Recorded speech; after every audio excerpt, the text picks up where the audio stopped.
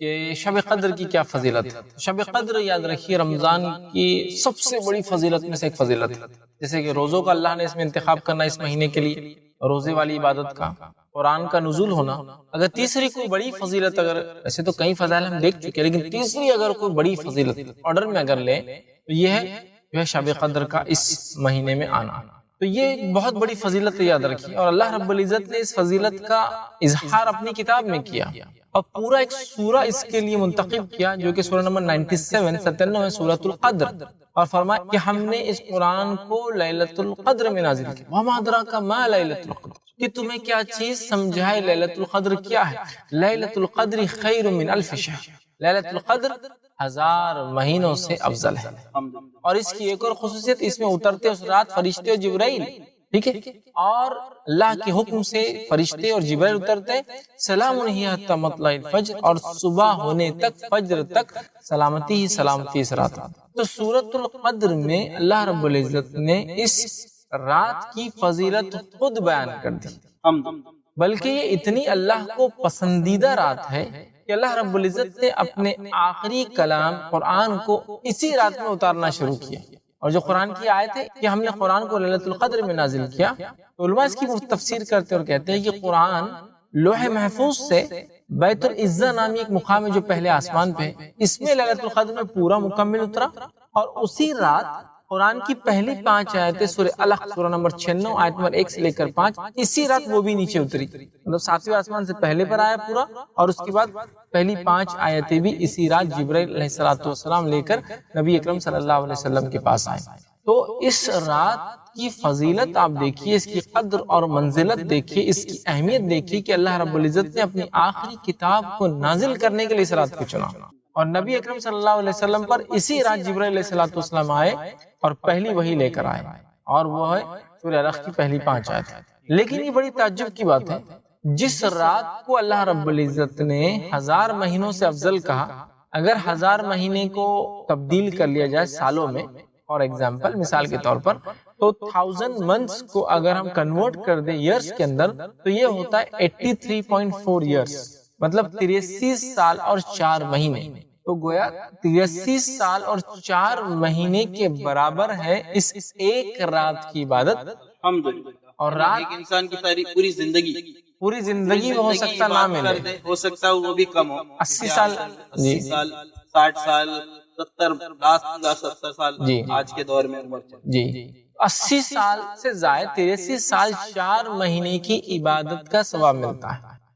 مفسرین اس تعلق سے لکھتے ہیں کہ جو اللہ نے کہا کہ جو شب قدر ہے یہ 1000 مہینوں سے بہتر ہے، الف شہر کا 1000 مہینوں سے بہتر ہے، تو وہ کہتے ہیں یہ اللہ رب العزت نے مثال کے طور پہ کہا، ہزاروں ہزار مہینوں سے رات بہتر ہے، سمجھانے کے لیے ہم کو کہا 1000 مہینوں سے افضل ہے۔ اب اندازہ لگائیے 83 سال 4 مہینے کی ایک عبادت ہے، صرف ایک رات جاگنا، رات شروع ہوتی مغرب سے ختم ہوتی فجر پر، ٹھیک ہے؟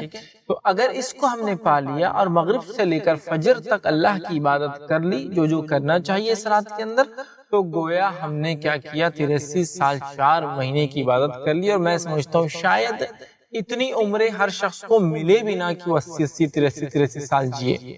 اور تو اور یہ صرف ایک رات کی بات ہو رہی ہے، اور انسان اپنی زندگی میں اگر بالغ 10 سال میں ہو رہا ہے اور اس کے بعد 40 سال مطلب 30 سال اور جی رہا ہے، ٹوٹل عمر 40 سال پا رہا ہے، تو وہ اپنی زندگی میں یہ رات 30 مرتبہ پا رہا ہے۔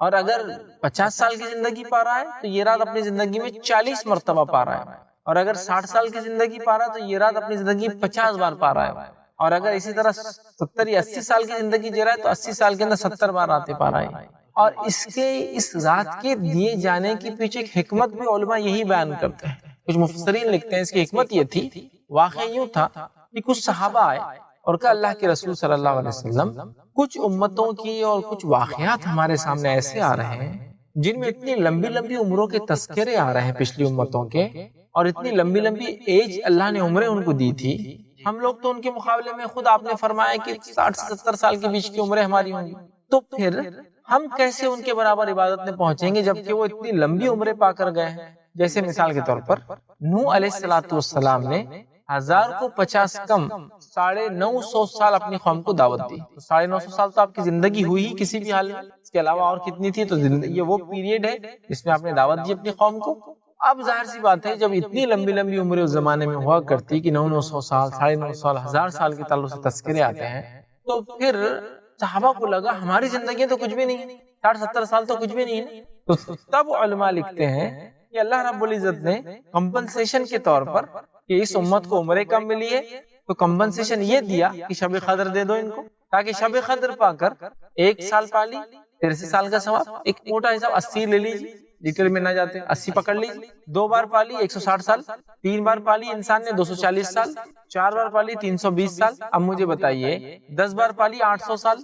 800 سال کی زندگی کیا ملنے والی ہے؟ کیا نہیں. اور 20 راتیں پالی 1600 سال. یہ تو ہم ایک دم رفلی کر رہے ہیں، یہ تو 83 سال 4 مہینے کو کریں گے تو زیادہ ہو جائیں گے. اور اس طرح 30 راتیں پالی تو 2400 سال. مطلب آپ صرف ثواب کو سوچئے، اتنی کم عمر میں بھی ہم اپنی عمر کو کم پاتے ہوئے بھی عبادت کو ملٹیپل ٹائمز کر سکتے ہیں، اور ہر سال شب قدر کو پا کر اپنی عمر تو کم ہوں گی لیکن اس سے کئی درجے زیادہ اجر اور ثواب اللہ تعالیٰ سے اس رات میں پا سکتے ہیں. لیکن یہ بھی بڑی افسوس کی بات ہے شب قدر ہمارے سماج میں کیسی منائی جاتی ہے. میں سمجھتا ہوں بہت زیادہ تفصیل میں جانے کی ضرورت نہیں ہے. شب قدر کا جو طریقہ اور نظم ہم نے بنا لیا ہے ہمارے سماج میں وہ یہ ہے کہ شب قدر عموماً جنرلی بازاروں میں گھومنے پھرنے میں، مالز میں جانے میں، اسی طرح جو ہے گھر سے باہر سیر و تفریح کے اندر ضائع کی جاتی ہے. جبکہ رات مغرب سے شروع ہوتی ہے، ٹھیک ہے، ہم لوگ سمجھتے ہیں رات 12 بجے سے چالو ہوتی ہے. یہ انگلش کیلنڈر کو فالو کرتے ہیں نا، گریگورین، تو رات میں 12 بجے شروع ہوتی ہے، لہٰذا ہم سمجھ رہے ہیں کہ رات سے 12. ارے بھائی مغرب سے شروع ہو رہی، تو آپ کے افطار کرنے سے لے کر مغرب کی نماز، عشاء کی نماز، اور رات کی تراویح، اور اس کے بعد کی پوری رات فجر تک، یہ ساری چیزیں شب قدر کے اندر آ رہی ہیں. تو اس رات کو ہم کو صحیح یوٹیلائز کرنا ہے. یاد رکھیے، ایک تو اس کو تلاش کرنا ہے، ہم تلاش نہیں کرتے، اور ایک دن منا لیتے سیلف ڈیفائنڈ ایک دن. اور اس کے بھی منانے کا طریقہ یہ کہ رات میں پہلے تو تیاریاں ہوتی ہیں، یہ آج شب قدر ہے. کچھ نوجوان ہمارے کھیل کود کی پریکٹس کی تیاری کر لیتے، بیڈمنٹن ہے، شٹل کاک ہے اور فٹ بال ہے، کھیلیں گے تاکہ رات میں لوگوں کو تکلیف بھی دیں گے، خود تو عبادت نہیں کریں گے، دوسروں کو بھی نہیں کرنے دیں گے.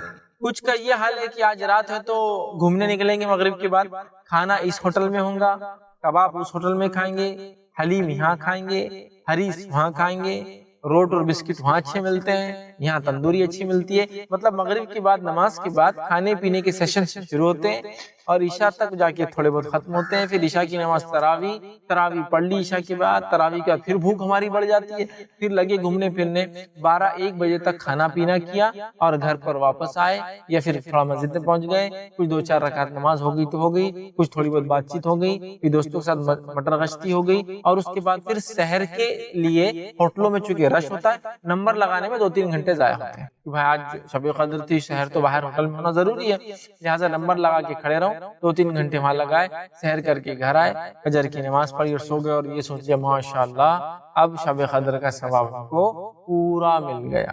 تو منانے کا بھی انداز کتنا گھٹیا، کتنا بھونڈا، کتنا بیکار ہے. آپ سوچئے یہ ایک طرح سے بونس تھا جو ہماری لائف میں دیا گیا کہ اپنی کم عمر کو بھی مسلمانوں بونس لو.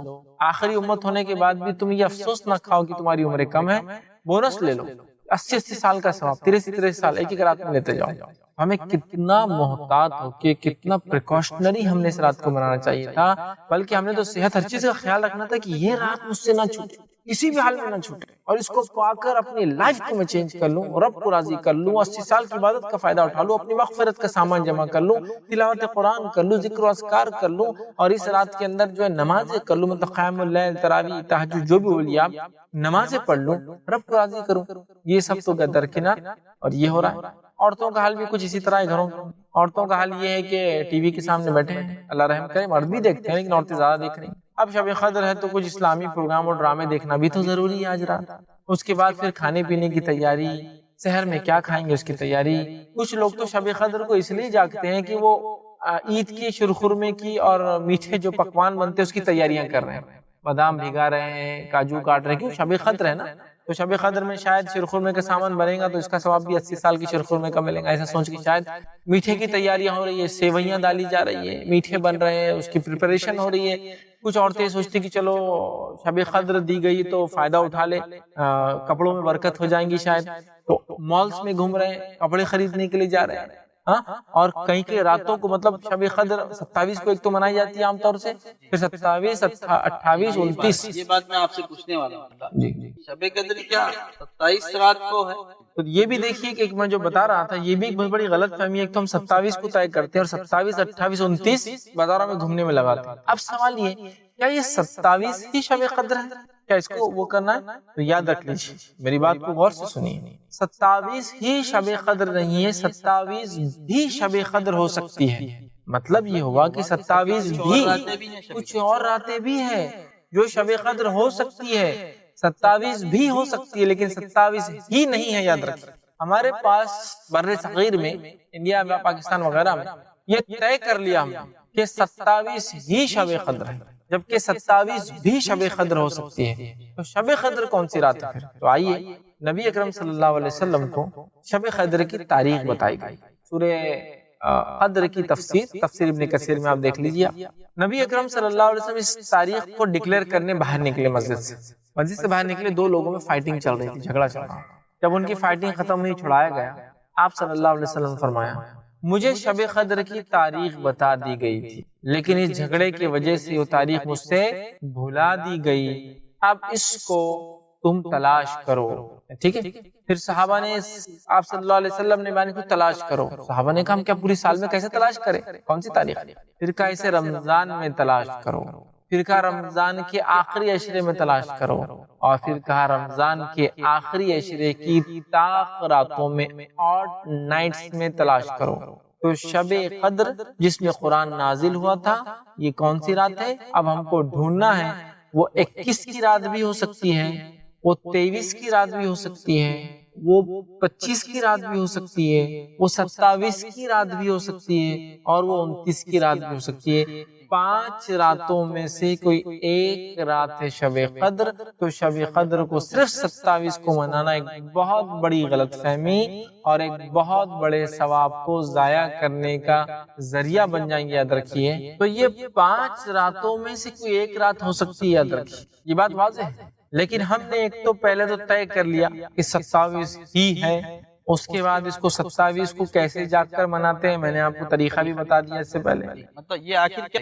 دیکھیے، اصل نبی اکرم صلی اللہ علیہ وسلم نے کچھ صحابہ کو کچھ باتیں بتائی تھی، یہ ہو سکتی ہے، یہ ہو سکتی ہے، یہ علامت ہو سکتی ہے۔ تو کچھ صحابہ کے ساتھ 27 کو علامت ہوئی، کچھ کے ساتھ 21 کو علامت ہوئی، سمجھ رہے آپ؟ لیکن ہمارے پاس 27 کو بڑا مضبوطی سے پکڑ لیا گیا ہے، حالانکہ ایک علامت 21 کی بھی بڑی واضح ہے۔ ایک صحابی کو آپ صلی اللہ علیہ وسلم فرمایا، جب تم قدر جس رات ہوں گی اس روز بارش ہوگی، اور وہ کہتے ہیں اس رات میں مسجد نبوی میں نماز پڑھ رہا تھا، اور چونکہ مسجد نبی کھجور کے پتے ڈالے ہوئے تھے، پانی ٹپکا، اور جہاں میں سجدہ کر رہا تھا وہاں نمی آ گئی، مطلب گیلا پن آ گیا۔ تو 21 کی رات بھی ہو سکتی، 25 بھی ہو سکتی، 23 بھی ہو سکتی، 27 بھی، 29 بھی، لیکن ہمارے پاس نہ جانے کیوں 27 کو بڑا مضبوطی سے پکڑ لیا گیا ہے اور ڈکلیئر کر دیا گیا شب قدر، مطلب نون۔ یہاں صحابہ پوری زندگی آخری عشرے میں اس رات کو تلاش کر رہے ہیں، اور ہم انڈینز یہ کہہ رہے ہیں الحمدللہ ہم کو 27 دے دی گئی، اب آپ جو ہے جا کر ڈھونڈتے رہیے، ہم کو پتا چل گیا۔ تعجب، امیزنگ، مطلب جبرائیل علیہ السلام ظاہر سی بات ہے آپ کو وہی لاتے تھے اور بتاتے تھے، آپ نے بتا دیا آخری عشرے میں تلاش کرو، اب آخری عشرے میں تلاش کرو اور ہم کہہ رہے نہیں ہم کو پتا چل گیا، تو کیا نبی اکرم صلی اللہ علیہ وسلم نے ہم کو نہیں بتایا اور ہم کو بعد میں پتا چل گیا؟ یہ بولنا چاہ رہے ہیں ہم لوگ؟ قطعاً نہیں ہو سکتا ہے۔ نبی اکرم صلی اللہ علیہ وسلم نے جب یہ کہا کہ آخری عشرے کی طاق رات میں تلاش کرو، تو پھر یہ کون ہوتا ہے 27 کو ڈکلیئر کرنے والا؟ 27 بھی ہو سکتی ہے، لیکن 27 ہی نہیں ہے، اس بات کو بھی ہمیں سمجھنا ہے۔ تو لہٰذا ہمیں کیا کرنا ہے؟ تلاش کرنا ہے، تلاش کرنا ہے۔ 5 راتوں میں سے ایک رات، گویا 5 راتوں کو جاگنا ہے، اور 5 راتوں کو مغرب سے لے کر فجر تک عبادت کرنا ہے، تاکہ ہمارا رب ہم سے راضی ہو جائے، اور تاکہ انشاءاللہ العزیز ہمیں جو ہے 1000 مہینوں سے افضل جو رات کو کہا گیا، 1000 مہینوں سے زیادہ عبادت کرنے کا ثواب اور اجر ملے۔ یہ بات کے لیے ہم کو بہت کوشش کرنی ہوگی، یاد رکھیں۔ تو یہ رات کو ہم معمولی سمجھ کر ضائع نہ کر دے، یاد رکھیں، بلکہ اس کی پریپریشن کرے، تیاری کرے، اور اس کو تلاش کرے، 5 میں سے وہ کون سی رات ہے؟ 5 کو جاگے انشاءاللہ جی، جب انسان 5 کو جاگ لیں گا تو شور ہے 5 میں سے کوئی ایک شب قدر تھی۔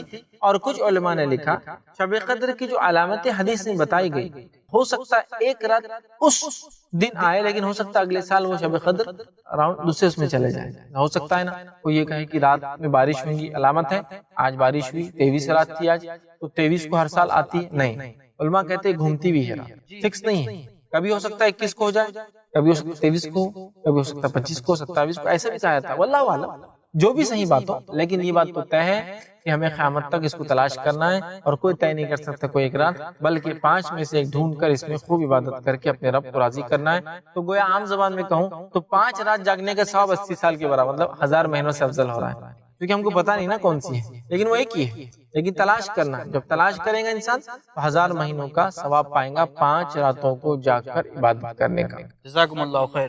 یہ بھی ہے کہ بولتے ہیں کہ تنزل الملائکۃ والروح، اترتے سے رات جو ہے جبرائیل علیہ السلام اور فرشتے، تو وہ کہتے ہیں چونکہ فرشتے جبرائیل علیہ السلام آتے ہیں تو ہم گھروں پہ جھنڈے لگائیں گے تاکہ انہیں پتہ چل جائے کہ مسلمان کا گھر ہے۔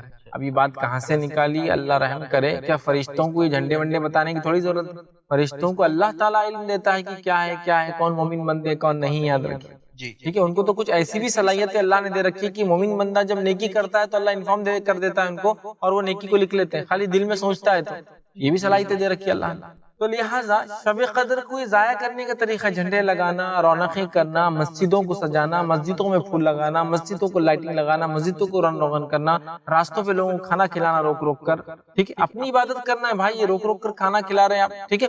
اسی طرح جو ہے لوگ جو ہے مختلف قسم کے پروگرامز کرتے ہیں، بازاروں میں گھومتے ہیں، گھروں کو سجاتے ہیں، یہ تمام چیزیں نہیں ہیں بھائی۔ اس رات عبادت کرنا ہے، اور عبادت ایک مخصوص چیز ہے، تلاوت قرآن کے ذریعے آپ کیجئے، اور بہت ساری چیزیں جو اس رات میں کی جا سکتی ہے، تو وہ تمام چیزوں کو چھوڑ کر ہم لگے ہیں اس طرح سے، تو یہ بہرحال بالکل طریقہ نہیں ہے۔ پھر آپ نے جیسا کہا کہ گانے بجانے کی بھی، میوزیکل انسٹرومنٹ کے استعمال والی بھی چیزیں ہو رہی، اور گانے بج رہے ہیں، اور کئی جگہ پتہ نہیں ترانے پڑے جا رہے ہیں مختلف قسم کی، جس میں برائیاں ہیں، اللہ رحم کرے۔ تو یہ ساری چیزوں کے ذریعے ہم اس رات کو جو ہے ضائع کر دیتے ہیں، جبکہ ہمیں اگر یہ رات ملتی ہے تو اس میں عبادت کر کے اپنے رب کو راضی کرنا چاہیے۔ دیکھیے جو آپ نے سوال کیا کہ شب قدر کو ہم کیا عبادت کریں، بڑا اہم سوال ہے، کیا کیا کرے شب قدر؟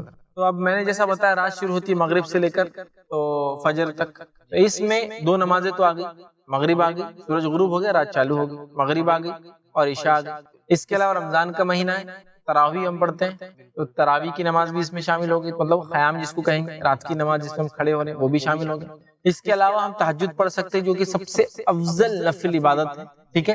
عبادتوں کے اندر تو تہجد ہم پڑھ سکتے ہیں۔ اس رات کے اندر ہم ایک حصہ تلاوت قرآن کر سکتے ہیں، مطلب ایک حصہ فجر۔ اچھا یہاں پہ رک کے میں ایک بات بتاؤں، تراویح بھی پڑھنا ہے اور پھر اس کے بعد دیکھیے تراویح اور تہجد قیام اللیل یہ ایک ہی نماز ہے جس کے وقت تبدیل ہونے سے نام بدلتے ہیں۔ اگر عشاء کی بات پڑھ لی جائے تو تراویح، رات کے کسی حصے میں پڑھی جائے قیام اللیل، اور آخری وقت میں پڑھی جائے تو تہجد کہا جاتا ہے رات کے، ٹھیک ہے؟ تو لہٰذا آپ کچھ بھی کیجیے، مطلب مثال کے طور پر آپ مسجد میں اگر پڑھ رہے ہیں امام صاحب کے ساتھ، تو آپ وہاں اگر پڑھنا چاہ رہے وہ ہوگی، اس کے بعد نفل پڑھیے، پھر رات میں سمجھ رہے ہیں آپ نفل پڑھیے، قیام اللیل کتنی بھی رکعتیں ہو سکتی، کوئی مسئلہ نہیں، سنت تو 8 ہے، اس سے زیادہ آپ جو نفل کرنا چاہیں، چونکہ شب قدر کی رات ہے، آپ اللہ کو راضی کرنا چاہتے ہیں، اور اس سے اچھا کیا ہو کہ ہم نماز کی حالت میں اپنے رب کے سامنے، تو لہٰذا نمازیں فرائض 2 فرض نمازیں آ رہی ہے اس کے اندر، اس کے علاوہ تراویح ہے یا قیام اللیل بولی یا تہجد کی نماز ہمیں پڑھنا ہے، اس کے علاوہ ایک حصہ تلاوت قرآن کے لیے رکھیے، اس کے علاوہ ایک حصہ دعاؤں کے لیے رکھیے،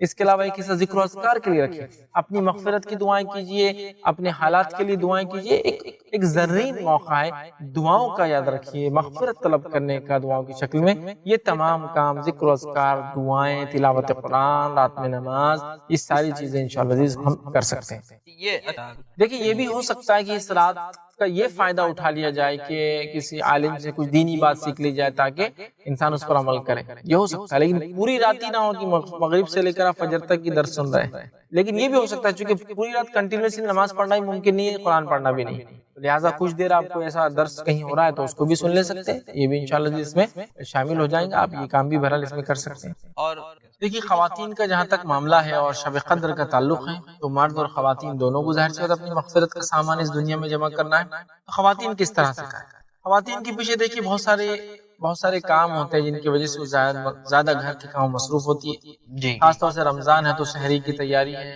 افطار کی تیاریاں ہیں، اس کے بعد بچوں کی تعلیم تربیت کا بھی معاملہ ہے، پھر کبھی کبھار ان کی مخصوص ایام ہونے کی وجہ سے وہ فرائض سے دور ہوتی ہے، روزہ نہیں رکھ پاتی، نماز نہیں، تو یہ کیسے عبادت کر شب قدر؟ سب سے پہلے تو میں گزارش کروں گا گھر کی خواتین سے کہ وہ خواتین کیا کرے، پول بنائے۔ ایسا ہوتا ہے کار کسی کے پاس محلے میں تو کار پول بناتے ہیں، مطلب ایک آدمی کی کار ہے، 2-3 لوگ ساتھ جاتے ہیں۔ خواتین بھی کیا کرے گھر میں، مثال کے طور پر بچے ہیں، اب ظاہر سی بات ہے پوری عورتیں اگر عبادت کریں گی تو بچوں کا کیا ہوگا؟ ایسا ذمہ لے لے کہ رات کے کچھ حصے میں کچھ عورتیں کچھ بچوں کو دیکھیں گی، اگر جاگ رہے ہیں، چھوٹے ہیں، دودھ ان کو دینا ہے رات میں، تو گھر میں مطلب بچے ایک جگہ سلائے جائیں، تاکہ ایک خاتون سمجھ لی شروعات کے ابتدائی رات کے حصے میں سلانے کا ذمہ لے، سلانے کے بعد ایک خاتون ان کی دیکھ بھال کرے، ایک خاتون فلاں کرے، اور باقی لوگ اپنی عبادت کرتے رہے، مطلب کچھ نہ کچھ کر کے اپنی ذمہ داریوں کو ایک دوسرے پر بانٹ دے۔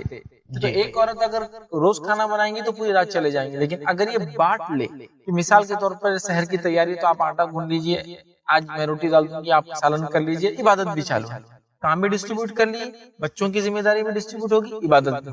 اس پہ وہ خواتین جو نماز اور روزہ نہیں کر رہی ہے رمضان میں ان کے مخصوص ایام کی وجہ سے، تو وہ خواتین یہ کر سکتی ہے، چونکہ ان کے اوپر نماز بھی نہیں ہے، کچھ نہیں، وہ تھوڑا زیادہ وقت خالی رکھتی ہے، تو وہ چونکہ ان کو نماز بھی نہیں پڑھنا ہے، نہ نفل پڑھنا ہے، نہ فرض پڑھنا ہے، نہ ہی ان کو روزہ رکھنا ہے، وہ خاتون بچوں کا تھوڑا زیادہ خیال رکھنا ہے، وہ خاتون کوشش کرے کہ کھانا وغیرہ وہ بنا کے دے دے شہر میں، تاکہ یہ خواتین جو پاکیزہ حالت میں وہ عبادت کر لے۔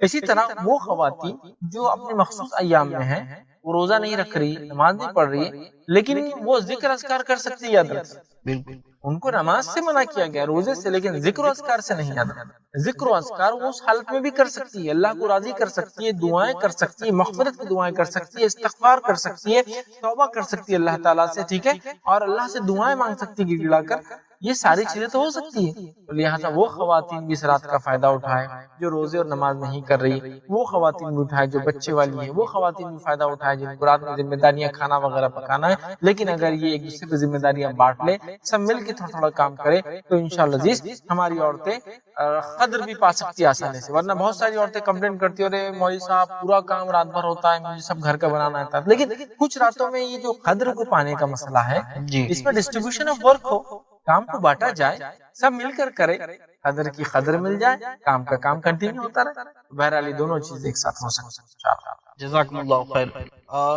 پھر صاحب ليلة القدر کی اور کیا فضائل ہیں، کچھ خاص اور جو اہم؟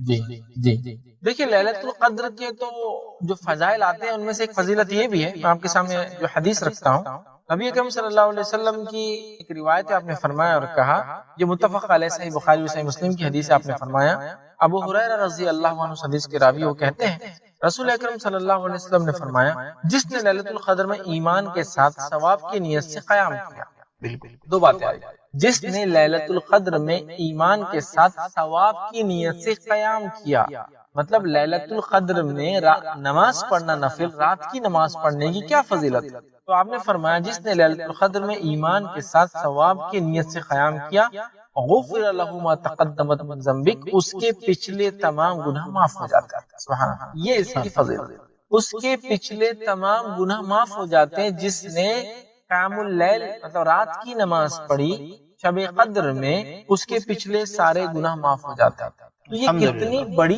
فضیلت ہے کہ جو شب قدر کو پا کر اس میں رات میں قیام کرے، نماز پڑھے، اس کے پچھلے گناہ معاف ہو جاتے ہیں۔ تو اس سے پتہ چلا کہ شب قدر میں قیام کرنا یہ خاص عبادت ہے، جس کا نتیجہ یہ ہے کہ اگر قدر پا لی، قیام کر لیا، رات کی نماز پڑھ لی، تو اللہ رب العزت پچھلے سارے گناہوں کو معاف کر دیتا ہے۔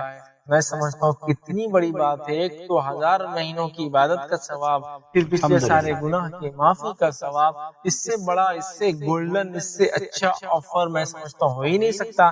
پچھلے معاف کرا لو اور آنے والے 1000 مہینوں کا ثواب بھی پا لو، الحمدللہ، ڈبل آفر، بالکل۔ شب قدر کو پانا ہے، خاص طور سے نماز پڑھنا ہے، قیام کرنا ہے، تو پچھلے سارے گناہ معاف ہوتے ہیں، لیکن کنڈیشن شب قدر ہو، ایمان کے ساتھ ہو، اور اس نیت سے انسان جو ہے خالص نیت کے ساتھ، یہ کیا فرمایا، ثواب کی نیت سے قیام کرے۔ آپ نے بتایا پچھلے گناہ معاف ہو جاتے، تو پچھلے گناہ معاف ہونے سے مراد کیا ہے؟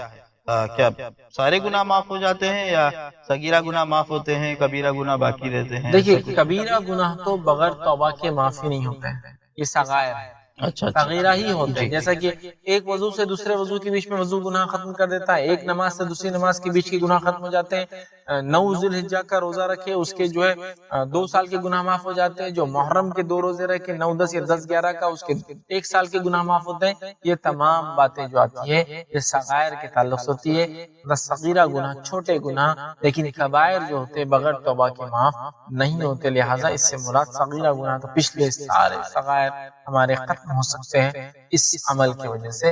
اللہ عالم سوا، علماء کے اس میں اور بھی اقوال ہے، لیکن جو صحیح وہ یہی بات ہے کہ پچھلے سارے چھوٹے گناہ انشاءاللہ ہمارے اس میں معاف ہوتا ہے۔ جزاکم اللہ خیر۔ فیض صاحب، لیلۃ القدر میں کیا کوئی ایسی کوئی خاص دعا اللہ کے رسول صلی اللہ علیہ وسلم نے ہمیں بتائی ہے جو ہمیں پڑھنی چاہیے؟ شب قدر میں دعا کے تعلق سے ایک روایت اس طرح سے آتی ہے، یہ جامع ترمذی کی روایت ہے، مائی عائشہ رضی اللہ عنہا فرماتی اور کہتی ہے کہ نبی اکرم صلی اللہ علیہ وسلم سے انہوں نے سوال کیا کہ اگر میں شب قدر پا لوں تو کون سی دعا پڑھوں؟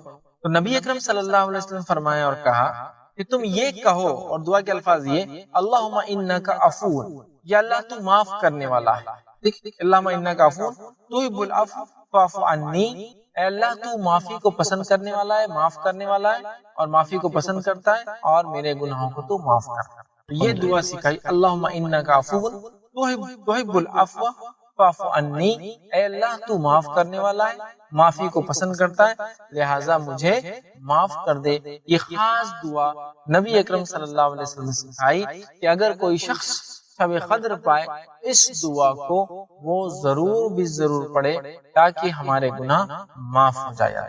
جزاکم اللہ خیر۔ اس دعا سے تو، اس دعا کے الفاظ سے تو ایسا لگتا ہے کہ یہ سب سے بڑی مغفرت والی رات ہے۔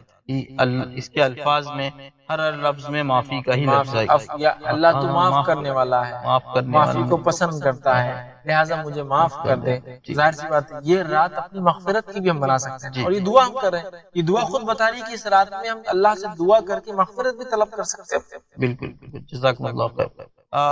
عورتوں کے تعلق سے آپ نے بتایا کہ وہ کس طرح اس رات کی عبادت کریں، کس طرح اپنے کام کو، جاب کرتے ہیں، کام کرتے ہیں کسی کے پاس، وہ کوشش یہ کرے کہ اپنا روٹین چینج کر دیں۔ فار ایگزامپل وہ رات میں سوتے ہیں، صبح جاب کو جاتے ہیں، ٹھیک ہے، کوشش یہ کرے کہ رات میں جتنا ہو سکتے جاگے، تھوڑا کم سوئے، صبح اٹھ کے جاب کر کے آئے، اور جاب کے بعد پھر اپنی نیند کو پوری کر لیں۔ ایک طریقہ یہ ہو سکتا ہے، ایک پوری رات جاگ کر تو کوئی جاب نہیں کر سکتے، یہ بات اپنی جگہ طے ہے، لیکن اگر روٹین ہی پورا چینج کر دیا جائے تو یہ ہو سکتا ہے۔ مطلب ہے کہ انسان ظہر کے بعد سے یا سویا سر تک اثر پڑے، پھر اس کے بعد سویا مغرب، پھر اس کے بعد پھر جاگے، پھر رات بھر عبادت کرے، پھر صبح ڈیوٹی کرے، چینج۔ دوسرا یہ ہو سکتا ہے جن لوگوں کو سہولت ہے، میں کہتا ہوں چھٹی لے لیجیے 5 دن۔ لوگ پتہ نہیں بیماریوں کے بہانہ کر کے جھوٹی چھٹیاں لیتے ہیں، یہ تو موقع ہے چھٹی لینے کا۔ آپ اپنے باس کو کہہ دیں کہ باس میں ہر سال رمضان کے آخری عشرے میں 5 چھٹیاں لوں گا، میری جو ایئرلی جو ہوتی ہے، کچھ لوگوں کی ایئرلی لیوز ہوتی ہے جو لیپس ہو جاتی ہے، مطلب ہر مہینے 2 چھٹیاں ہوتی ہے، ایک ہوتی ہے نہیں لیے تو وہ سال بھر جمع ہو جاتی ہے، پھر ختم ہو جاتی ہے۔ رمضان میں لے مجھے 5 چھٹیاں میں مجھے لینا ہے، اس لیے کہ مجھے شب قدر کو ضائع نہیں کرنا ہے، اور چھٹی میں لے سکتا ہوں، مجھے سہولت، یہ کام کریں۔ کچھ لوگ ایڈجسٹمنٹ کریں، مطلب کچھ نہ کچھ ایسا ایڈجسٹمنٹ کرے کہ رات بھی جاگ لے، دن میں کام بھی ہو جائے۔ لیکن ایسا کوئی شخص ہے جو رات بھر، اس کو اب سوال ہی نہیں آتا کہ وہ رات میں جاگے اور دن میں کام بھی کرے، ممکن نہیں ہے۔ تو ایسے لوگوں کے لیے بھی کچھ باتیں ہیں، میں آپ کے سامنے رکھتا ہوں، کچھ حدیثیں آپ کے سامنے رکھتا ہوں کہ ایسے لوگ کس چیز کا فائدہ اٹھا سکتے ہیں۔ جی، اور دیکھیے جاگنا تو چاہیے رمضان میں آخری عشرے میں، لیکن یہ بیچارے شب قدر میں جاگ کر نہیں پا سکتے ہیں، اس رات میں ثواب حاصل نہیں کر پا رہے، تو ایسے لوگوں کے لیے آئیے ایک روایت ہے جو جامع ترمذی کی حدیث ہے، اور ابو ذر غفاری رضی اللہ عنہ اس کے راوی وہ کہتے ہیں کہ رسول اکرم صلی اللہ علیہ وسلم نے فرمایا اور کہا، جس نے رمضان میں امام کے واپس ہونے تک امام کے ساتھ قیام کیا، مطلب امام نے جتنی دیر نماز پڑھی اتنی دیر نماز پڑھی، اس نے بھی امام کے ساتھ قیام کیا، یعنی نماز تراویح وغیرہ باجماعت پڑھی جب تک وہ نماز پڑھ رہا تھا، اس کے لیے ساری رات قیام کا ثواب لکھا جاتا ہے۔ الحمدللہ۔ اب کوئی انسان مجبور ہے، جاب کے بغیر کام ہو نہیں سکتا، چھٹی مل نہیں سکتی، سہولت نہیں ہے، کیا کرے؟ رات میں امام کے ساتھ مکمل قیام کرے، پھر سو جائے۔ انشاءاللہ فجر میں اٹھیں گا، فجر میں اٹھنا ضروری ہے ورنہ نہیں ملیں گا پھر ثواب۔ فجر میں اٹھ جائیں گا تو انشاءاللہ اس کو رات بھر عبادت کا ثواب ملے گا، لیکن یقیناً اتنا نہیں ملے گا جتنا جو پوری رات جاگ رہا ہے اور قیام بھی کر رہا ہے اس کو ہوگا۔ تو لوگ رات میں قیام بھی کرے، رات میں جاگ رہے ہیں، ان کو تو زیادہ ہی ہوگا، لیکن دل چھوٹا نہ کرے ایسے لوگ جو ممکن نہیں ہے، سب کوئی بیمار ہے، گھر میں نہیں جا سکتا ہوں رات بھر، صبح جانا ہے، ہاسپٹل میں رہنا ہے ان کے ساتھ، تو رات میں قیام کر لے پھر سو جائے، انشاءاللہ اس کو پوری رات اجر ملے گا۔ اسی طرح ایک اور روایت صحیح مسلم کی روایت ہے، عثمان بن عفان رضی اللہ عنہ فرماتے اور کہتے ہیں کہ رسول اللہ صلی اللہ علیہ وسلم کو انہوں نے فرماتے ہوئے سنا، جس نے عشاء کی نماز با جماعت ادا کی گویا اس نے نصف رات قیام کیا، اور جس نے عشاء با جماعت ادا کرنے کے بعد صبح کی نماز مطلب فجر کو با جماعت پڑھ لیا گویا اس نے ساری رات قیام کیا۔ تو یہاں یہ پتا چلا کہ جو عشاء پڑھ لے، ٹھیک ہے، سو جائے اور پھر فجر پڑھ لے تو پوری رات قیام کرنے کا اجر مل جاتا ہے۔ لہذا شب قدر کے لیے بھی تو یہ لاگو ہے، لیکن ہاں جو رات میں جاگ کر عبادت کرے اس کو تو اسپیشل پریویلیج، اسپیشل ثواب ہے، لیکن جو لوگ مجبور ہیں وہ دل چھوٹا نہ کرے، رات میں عشاء پڑھے، قیام کرے، صبح فجر پڑھے، انشاءاللہ جس انہیں بھی جو ہے رات بھر جاگنے کا ثواب ملیں گا۔ اور پھر اللہ تعالیٰ تو نیتوں کو دیکھتا ہے، جس کی نیت خالص تھی کہ وہ اللہ کے لیے عبادت کرے لیکن نہیں کر پایا تو بھی اللہ رب العزت انشاءاللہ اس کے فضل جود اور کرم سے اس کو بھی اجر شب قدر کا دے سکتا ہے۔ جزاکم اللہ خیر۔ آپ نے بتایا کہ جب تک امام قیام کرے، جب تک رات میں جب تک امام قیام کرتا ہے تب تک قیام کرے، پھر اس کے بعد سو جائے، پھر فجر کی نماز با جماعت پڑھے تو انشاءاللہ اس کو پوری رات عبادت کرنے کا ثواب ملے گا۔ تو عام طور پہ دیکھا گیا کہ شب قدر میں تراویح کی نماز تو عشاء کی نماز کے بعد ہو جاتی ہے، بٹ لیکن وتر کی نماز ہے جو آخری پہر میں پڑھی جاتی ہے، وہ بھی جماعت کے ساتھ۔ تو اب ایسا شخص وتر کی نماز تک کا انتظار کرے یا تراویح کی نماز پڑھ کے سو جائے؟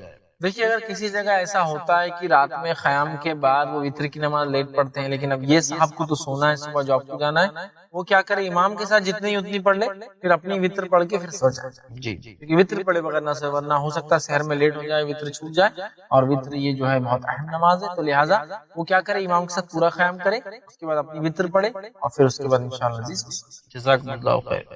آپ سب شب قدر کے تعلق سے ہم نے کئی باتیں دیکھی، یہ اتنی اہم رات ہے اور 1000 مہینوں کی عبادت سے بہتر ہے۔ اب کوئی شخص ایسا ہے جس کے سامنے یہ رات آئی، جس نے یہ رات پائی اور پھر بھی اس سے فائدہ نہیں اٹھایا، سو گیا، سستی غفلت نہیں کرنا ہے، تو ایسے شخص کے لیے کیا وعید ہے؟ دیکھیے ایسا شخص جو شب قدر کو پا کر فائدہ نہ اٹھائے وہ بد نصیب انسان ہے۔ آئیے یہ میں نہیں کہہ رہا ہوں، نبی اکرم صلی اللہ علیہ وسلم کی ایک روایت، ایک حدیث دیکھتے ہیں، اور حدیث کے الفاظ اس طرح سے ہیں، یہ ابن ماجہ کی روایت ہے۔ انس بن مالک رضی اللہ عنہ فرماتے اور کہتے ہیں کہ رمضان آیا، رمضان آیا تو رسول اکرم صلی اللہ علیہ وسلم نے فرمایا، رمضان آتے ہی آپ نے فرمایا یہ آخری عشرے کا انتظار نہیں ہو رہا ہے، شب قدر کی اہمیت پتہ چلا، رمضان آیا تو آپ صلی اللہ علیہ وسلم نے صحابہ سے فرمایا یہ جو مہینہ تم پر آیا ہے اس میں ایک رات ایسی ہے جو قدر اور منزلت اہمیت کے اعتبار سے 1000 مہینوں سے افضل اور بہتر ہے۔ جو شخص اس کی سعادت حاصل کرنے سے محروم رہا وہ ہر بھلائی سے، ہر خیر سے محروم رہا۔ اور پھر فرمایا نیز فرمایا، آگے فرمایا لیلۃ القدر کی سعادت سے صرف بد نصیب ہی محروم رہتا ہے۔ تو جو لیلۃ القدر کی سعادت سے محروم رہا وہ تمام خیر سے محروم رہا، مطلب وہ ہر قسم کے خیر سے وہ دور ہو گیا۔ نبی اکرم صلی اللہ علیہ وسلم جو درود بھیجتا ہے، مسند احمد کی روایت ہے جو عبداللہ بن عمر رضی اللہ عنہ اس کے راوی اور کہتے ہیں، فرماتے ہیں جس شخص نے رسول اللہ صلی اللہ علیہ وسلم پر ایک مرتبہ درود پڑھا اللہ تعالیٰ اس کے فرشتے اس پر 70 مرتبہ درود بھیجتے۔ جس شخص نے ایک مرتبہ اللہ کے رسول صلی اللہ علیہ وسلم پہ درود بھیجا اللہ اور اس کے فرشتے 70 مرتبہ درود مطلب بمعنی دعا اس کے لیے 70 مرتبہ دعائیں بھیجتے۔ پس بندہ اس کو چاہیے تو اس کو کم کرے، چاہے تو زیادہ کرے۔ اب بندے کے اوپر ہے وہ کتنی دعا چاہتا ہے اور کتنی نہیں، جتنا زیادہ دعا چاہتا ہے اتنا زیادہ درود بھیجے، جتنی کم دعا چاہتا ہے اتنا کم درود بھیج دے۔ تو اب بندے کے اوپر معاملہ ہے، تو ہمیں چاہیے نبی اکرم صلی اللہ علیہ وسلم پر بکثرت درود بھیجے، بکثرت جتنا ہو سکتا ہے، اس لیے کہ 70 مرتبہ اللہ اور اس کے فرشتے درود بھیجتے ہیں جو نبی اکرم صلی اللہ علیہ وسلم پہ درود بھیجتا ہے۔ آئیے ایک واقعہ سنیے، جو ہے ابی بن کعب جو ہے رضی اللہ عنہ جو ہے وہ فرماتے ہیں، جامع ترمذی میں روایت آتی ہے، وہ ایک مرتبہ اللہ کے رسول صلی اللہ علیہ وسلم کے پاس حاضر ہو کہا کہ میں نے کہا اللہ کے رسول صلی اللہ علیہ وسلم میں بہت زیادہ درود پڑھنا چاہتا ہوں تو آپ میری رہنمائی کریں کہ میں اپنی دعاؤں کے کتنے حصے کو درود پر مشتمل کروں اور کتنے حصے میں اپنے لیے دعا مانگوں۔ اور پھر انہوں نے کہا اور میں کتنا حصہ مخصوص کروں دعاؤں کے لیے، کتنا حصہ آپ کے لیے؟ تو آپ نے فرمایا تو جت قدر چاہے اتنا، جتنا پسند کرے کرے۔ تو انہوں نے فرمایا صحابی نے کیا 1/4 1/4 حصہ میں اپنی دعاؤں کا درود کے لیے مخصوص کر دوں؟ تو آپ نے فرمایا ٹھیک ہے، جس قدر تو چاہے تمہارے لیے تو بہتر ہوگا۔ تو پھر انہوں نے کہا کہ اللہ کے رسول کیا آدھا میں کروں؟ تو آپ نے کہا تم جس قدر پسند کرو، لیکن اگر اس سے زیادہ کرو اور اچھا ہے۔ پھر انہوں نے کہا کہ اللہ کے رسول صلی اللہ علیہ وسلم 2/3 2/3 میں اگر دعائیں کروں، مطلب درود بھیجو اور باقی دعا؟ تو آپ نے فرمایا تم جس قدر پسند کرو، حصہ مخصوص کرو گے، لیکن جتنا زیادہ کرو گے تمہارے لیے ٹھوں گا۔ تو انہوں نے فرمایا کہا اے اللہ کے رسول میں اپنی دعا کے بجائے صرف آپ پہ درود ہی بھیجتا ہوں، کیونکہ آپ نے پاؤ کہا تو آپ نے کہا زیادہ کرے تو بہتر ہے، میں نے آدھا کہا تو آپ نے کہا زیادہ کرے تو بہتر ہے، میں نے 2/3 کہا تو آپ نے کہا زیادہ کرے تو بہتر ہے، اب میں کیا کرتا ہوں صرف آپ پہ درود بھیجتا ہوں۔ تو آپ نے فرمایا کہا تو پھر تو تمہارے غموں کی کفایت کی جائے گی، اگر تم نے صرف میرے اوپر درود ہی بھیجا اور دعا اپنے لیے نہیں مانگی تو پھر تو تمہارے غموں کی اللہ کفایت کر جائے گا، جتنے غم اور پریشان کفایت کر جائیں گی اور گناہوں کو معاف کر دیا جائے گا۔ تو اس حدیث سے پتہ چلا نبی اکرم صلی اللہ علیہ وسلم درود بھیجنے سے غموں کی کفایت ہو جاتی ہے، ہر غم اللہ دور کر دیتا ہے اور اللہ تعالیٰ جو ہے ہمیں ہمارے گناہوں کو معاف کرتا ہے۔ تو ہمیں چاہیے کثرت سے نبی اکرم صلی اللہ علیہ وسلم درود بھیجے، دنیا کا بھی فائدہ اور آخرت کا فائدہ، دعائیں قبول ہو رہی ہے، معافی بھی مل رہی ہے، فرشتے بھی دعا کرے، اللہ بھی درود بھیج رہا ہے، اور 70 مرتبہ ایک بار بھیجو 70 مرتبہ اللہ اور اس کے فرشتوں کی دعائیں۔ اسی طرح جو ہے معنی یہ ہے کہ وہ عمل جو انسان خوشی سے، یہ سب سے اہم چیز ہے، اور اس بات کا پتہ اس حدیث سے بھی پتہ چلتا ہے، اور یہ ایک فضیلت بھی ہے اس کی۔ فضیلت یہ ہے کہ فرض نماز اگر مکمل نہ ہو تو نوافل اس فرض کے نقص کو ختم کر دیں گے انشاءاللہ، یا اس کی بھرپائی کر دیں گے۔ نفل نماز کی پہلی فضیلت یہ کہ اگر فرض نماز میں کوئی کمی بندے سے ہو جائے تو اس کے نقص کی بھرپائی کر دیں گی، اور یہ کتنی اہم ہے وہ بات بھی اس سے پتہ چلتی ہے حدیث کے اندر۔ یہ حدیث کے اندر آئی حدیث اس طرح سے، اور نبی کریم صلی اللہ علیہ وسلم فرماتے ہیں، اور تمیم الداری رضی اللہ عنہ اس حدیث کے راوی وہ کہتے ہیں اور فرماتے ہیں، اور یہ روایت ابو داؤد اور جو ہے ابن ماجہ اور جو ہے سلسلۃ الاحادیث صحیحہ کے اندر موجود ہے۔ آپ صلی اللہ علیہ وسلم فرماتے ہیں روز قیامت بندے سے جس چیز کا سب سے پہلے حساب لیا جائے گا وہ اس کی نماز ہے۔ روز قیامت بندے سے سب سے پہلے جس چیز کا حساب لیا جائے گا وہ اس کی نماز ہے۔ تو اس سے میں سمجھتا ہوں حدیث میں فضیلت کے ساتھ ساتھ نماز کی اہمیت بھی شامل ہے کہ سب سے پہلے حساب روز قیامت جو مجھے اور آپ کو اللہ تعالیٰ کے سامنے دینا ہے وہ حساب کس چیز کا ہوگا؟ صلاۃ، نماز کا ہونے والا ہے۔ تو نبی اکرم صلی اللہ علیہ وسلم فرما رہے روز قیامت بندے سے جس چیز کا سب سے پہلے حساب لیا جائے گا وہ اس کی نماز ہوگی، اگر اس نے اسے مکمل کیا ہوگا تو اس کے لیے مکمل لکھ دی جائیں گی، اگر کمپلیٹلی اس نے ادا کیا ہوگا وہ لکھ دی جائیں گی۔ پھر نبی اکرم صلی اللہ علیہ وسلم فرماتے ہیں اور اگر اس نے اسے مکمل نہیں کیا ہوگا تو اللہ تعالیٰ فرشتوں کو حکم دیں گا ذرا دیکھو میرے بندے نے کوئی نفل نماز بھی پڑھی ہے، ذرا دیکھو میرے بندے نے کیا کوئی نفل نماز بھی پڑھی ہے یا نہیں، ٹھیک ہے۔ اگر نفل نماز پڑھی ہے تو اس کے ذریعے اس کے فرض نمازوں کو مکمل کر دو، پھر زکوٰۃ کا اور اس کے بعد تمام اعمال کا بھی حساب اسی طرح سے لیا جائے گا۔ اور نماز اور نفل نماز کی فضیلت میں جو پہلی بات آ رہی ہے وہ یہ ہے کہ روز قیامت سب سے پہلے حساب فرض نمازوں کا ہونے والا ہے۔ اگر فرض نمازوں میں کوئی کوتاہی اور کمی ہوں گی تو اللہ تعالیٰ فرشتوں کو کہیں گا کہ اس بندے نے میرے کوئی نفل پڑھی ہے، لاؤ، فرشتے اس کا نام اعمال لکھیں گے، اگر نفل پڑھی ہوں گی تو لائی جائیں گی، اور وہ نفل انشاءاللہ العزیز ہماری فرض کی کوتاہیوں، کمزوریوں، کمی، نقص کو پورا کر دیں گے، اور اس کے بعد دیگر اعمال زکوٰۃ اور دیگر اعمال اس کے بعد ایک کے بعد ایک آئیں گے۔ تو یہاں میں سمجھتا ہوں اس حدیث سے یہ بات تو واضح ہوگی نماز کی کیا اہمیت ہے، اور یہ بات بھی بالکل میں سمجھتا ہوں کلیئر ہو گئی کہ نفل نماز کی کیا ہے۔ دونوں باتیں ایک حدیث میں ایک ساتھ آتی ہیں۔ سب سے پہلے حساب، جیسا کہ ہم جانتے ہیں یہ اللہ کے حقوق میں سب سے پہلا حساب نماز کا ہے، لیکن بندوں کے حقوق میں سب سے پہلے کس چیز کا حساب ہوگا پتا ہے آپ کو؟ بندوں کے حقوق میں سب سے پہلے حساب خون کا ہوگا، کسی کا ناحق خون تو نہیں بہانا، اور اللہ کے حق میں سب سے پہلا حساب نماز، فرض نہ ہوں گی تو اس سے نفل سے اس کی بھرپائی کی، پھر زکوٰۃ، اور پھر اس کا دیگر اعمال اور دیگر اعمال، اس کا مکمل ہونا ضروری ہے۔ اس لیے کہ اللہ پوچھیں گا کیا اس کی فرض مکمل ہے، اگر نہیں ہے تو دیکھو اس کے کوئی نفل ہے کیا۔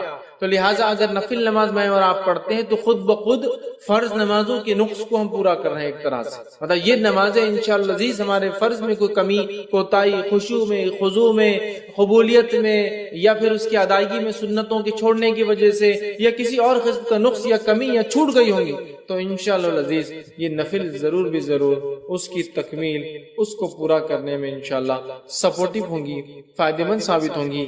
حدیث میں واضح الفاظ ہے، اللہ فرمائیں گا دیکھو اس کی کوئی نفل ہے کیا اگر فرض پوری نہیں ہے، اور پھر نفل دیکھی جائیں گی تو اس کے ذریعے اس کے فرض نمازوں کی کو مکمل کر دیا جائے گا۔ اب فرض نمازیں کیوں مکمل نہیں، کئی وجوہات ہو سکتی، پڑھی نہیں سرے سے، خشوع اور خضوع نہیں تھا، کمزوری رہ گئی، پڑھی لیکن سنتوں کے مطابق کچھ بھی ہو سکتا ہے۔ تو یہ نفل انشاءاللہ عزیز اس نماز کی تکمیل کے لیے ہمارے کام آئیں گی. تو اس بات کو ہم ذہن میں رکھیں اور خوب سے خوب نفل ادا کریں. اس نیت سے نہیں کہ فرض چھوٹ جائے تو وہ ہو جائیں گے، اس لیے کہ اللہ ہم سے راضی ہو. اور ساتھ میں ایک اور بینیفٹ فائدہ کہ اگر ہم سے کوئی فرض چھوٹ گیا ہوں گا تو اللہ تعالیٰ اس کے ذریعے اس فرض کی بھرپائی کر دیں گے. یاد رکھیں کتنی اہم بات ہے یاد رکھیں. تو لہٰذا نفل نماز کی پہلی فضیلت یہ ہے کہ فرض نمازوں میں اگر کوئی کوتاہی کمزوری رہ جائیں گی انشاءاللہ ہماری، تو یہ نفل نمازوں کے ذریعے اس کو ہم پورا کر سکتے. یاد رکھیں ٹھیک ہے. آئیے نفل نماز کی دوسری فضیلت جو ہے، نماز نفل کے ذریعے درجات بلند ہوتے ہیں اور گناہ مٹا دیے جاتے ہیں. نماز نفل کے ذریعے درجات بلند ہوتے ہیں اور گناہ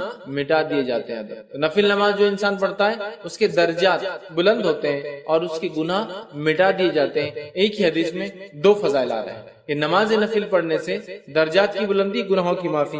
آئیے حدیث اس طرح سے نبی اکرم صلی اللہ علیہ وسلم فرماتے ہیں، صوبان رضی اللہ عنہ اس کے راوی وہ کہتے ہیں کہ رسول اکرم صلی اللہ علیہ وسلم فرمایا اور کہا، ٹھیک ہے، اور یہ ابن ماجہ کی روایت ہے، تم زیادہ سے زیادہ سجدے کیا کرو کیونکہ تم اللہ تعالیٰ کی رضا کے لیے ایک سجدہ کرو گے تو وہ اس کے بدلے تمہارے ایک درجے کو بلند کریں گا اور تمہارے ایک گناہ کو مٹا دے گا. تم اللہ کے لیے زیادہ سے زیادہ سجدے کیا کرو، اور یہاں سجدے سے مراد فرض نمازوں کے علاوہ نفل پڑھا کرو.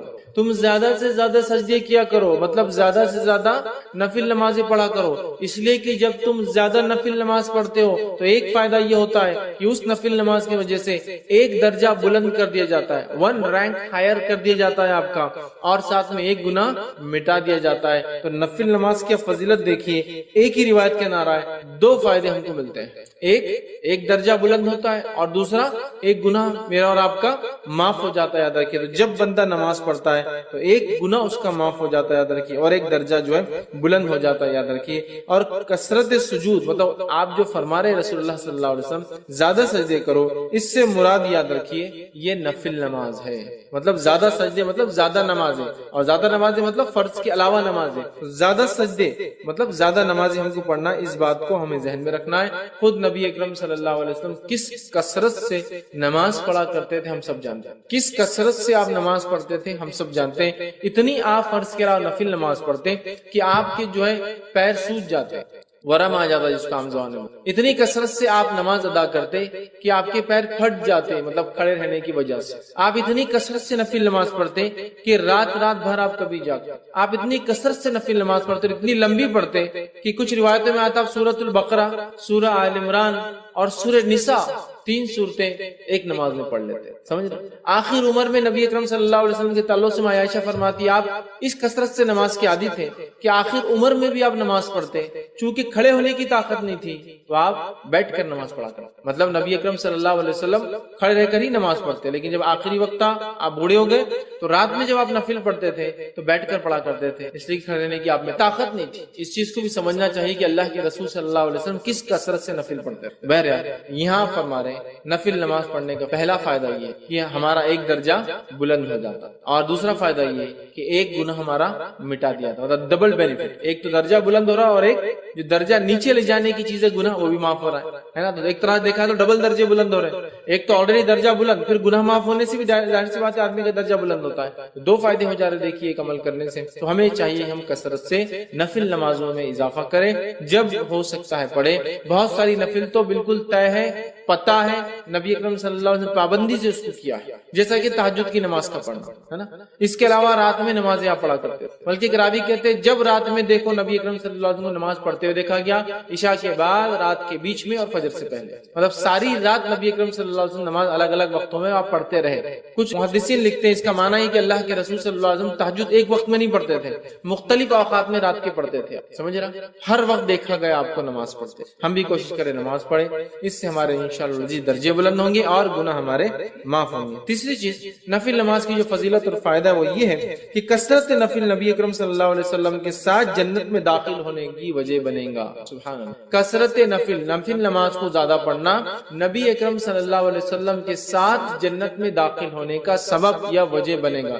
کتنی بڑی بات ہے. آئیے حدیث اس طرح سے ربی بن کعب اسلمی رضی اللہ عنہ فرماتے اور کہتے ہیں، یہ صحیح مسلم کی روایت ہے، آپ نے فرمایا اور کہا کہ ایک مرتبہ وہ رسول اکرم صلی اللہ علیہ وسلم کے ساتھ خدمت میں تھے رات میں، اور نبی اکرم صلی اللہ علیہ وسلم جب رات میں اٹھے تو اس رات آپ نے وضو کا انتظام کیا رسول اللہ صلی اللہ علیہ وسلم کے، اور جو چیزیں اللہ کے رسول صلی اللہ علیہ وسلم کو لگتی تھی وہ ساری چیزوں کا انتظام کیا۔ تب نبی اکرم صلی اللہ علیہ وسلم نے ان سے ایک سوال کیا، اور سوال کر کے یہ کہا اور فرمایا اللہ کے رسول نے کہ سوال کرو۔ میں نے کہا مطلب آپ صلی اللہ علیہ وسلم سے کہا سوال کرو۔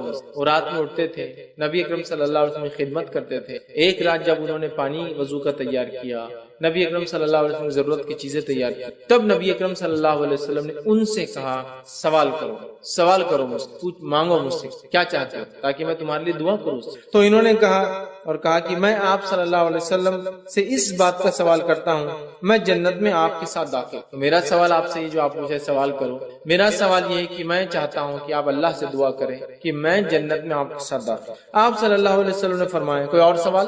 تو انہوں نے کہا بس یہی میرا ایک سوال ہے، یہی آپ دعا کر دیجیے اللہ سے۔ آپ صلی اللہ علیہ وسلم نے فرمایا تم کثرت سے سجود کے ذریعے اپنی نفس پر میری مدد کرو، مطلب اگر تم چاہتے ہو کہ تمہاری یہ دعا قبول ہو تو تم کثرت سے سجود، کثرت سے نفل نماز پڑھو، تو انشاءاللہ عزیز میں تمہارے لیے پھر یہ دعا کروں گا، یا یہ نماز تمہارے لیے انشاءاللہ وسیلہ بن جائیں گی میری دعا کے ساتھ کہ تم جنت میں میرے ساتھ جاؤ۔ تو نبی اکرم صلی اللہ علیہ وسلم کے ساتھ جنت میں جانے کا وسیلہ اور طریقہ وہ یہ ہے کہ ہم کثرت سے سجدے کریں، اور کثرت سجود سے یہاں مراد نفل نماز میں اضافہ ہے، سمجھ رہا؟ کثرت سجود سے مراد نہیں کہ آپ الگ سے سجدے کریں نماز کے، نماز سے الگ بھی سجدے ہوتے ہیں، سجدہ تلاوت ہوتا ہے، سجدہ شکر ہوتا ہے، لیکن اس کے علاوہ کوئی سجدہ نہیں نماز سے ہٹ کر، ٹھیک ہے؟ تو یہاں کثرت سجود سے مانا نفل نماز پڑھو، اور نمازوں میں ظاہر سی بات ہے سجدے آتے ہیں، ہر رکعت میں 2 سجدے آتے ہیں، ٹھیک ہے؟ تو کثرت سجود سے میری مدد کرو، تم چاہتے ہو جو تم نے کہا کہ تم میرے ساتھ جنت میں جاؤ، تو پھر تم میری مدد ایسے کرو کہ میں تو دعا کروں گا تمہارے لیے، لیکن تمہیں جو اعمال کرنا پڑے گا وہ عمل یہ کہ کثرت سجود۔ تو یہاں دیکھ رہے ہیں آپ کہ کثرت سجود مطلب نفل نماز کے اضافے کو نبی اکرم صلی اللہ علیہ وسلم نے جنت میں ساتھ جانے کی وجہ بتائی۔ نبی اکرم صلی اللہ علیہ وسلم کے ساتھ جنت میں جانے کی وجہ ایک یہ ہے کہ کثرت سجود، سجدے کثرت سے کرنا، تاکہ انسان کا درجہ بلند ہوتا ہے، وہ اپنے رب سے جو ہے قریب سے قریب تر ہو جاتا ہے۔ ٹھیک، آئیے نفل نماز کا ایک اور فائدہ دیکھتے ہیں، وہ یہ ہے نماز نفل جو ہے سب سے افضل عمل ہے۔ اعمال میں اگر دیکھیں نماز نفل سب سے افضل ہے، اور یہ بات ہم سب جانتے ہیں، نفل اعمال میں سب سے افضل عمل تہجد کا پڑھنا ہے، اور وہ بھی ایک نفل ہے۔ رات کی نماز فرض نماز سے ہٹ کر جو بھی ہے سب نفل میں داخل، سمجھ رہے بات کو؟ اور ہم جانتے ہیں کہ نفل میں سب سے افضل نفل کیا ہے؟ تہجد کی نماز ہے نا۔ تو نمازوں میں یا جس کو نوافل کے اندر سب سے افضل عمل کیا ہے؟ وہ نماز کا پڑھنا ہے، کیونکہ نفل میں سب سے افضل نفل خود ایک نماز، یہ تہجد کی نماز، ٹھیک ہے۔